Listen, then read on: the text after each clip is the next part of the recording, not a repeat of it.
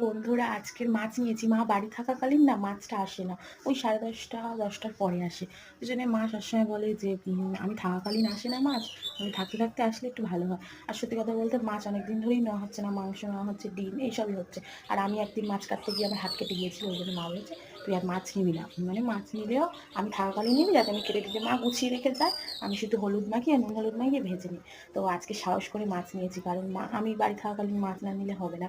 আর মা তো ডিউটিতে যায়, মার তো টাইমের মধ্যে ঢুকতে হবে। ওই জন্য আজকে মাছ নিয়েছি, দুটো মাছ নিয়েছি, চলো তোমাদের দেখাচ্ছি। এই দেখো, এই সে মাছ নিয়েছি।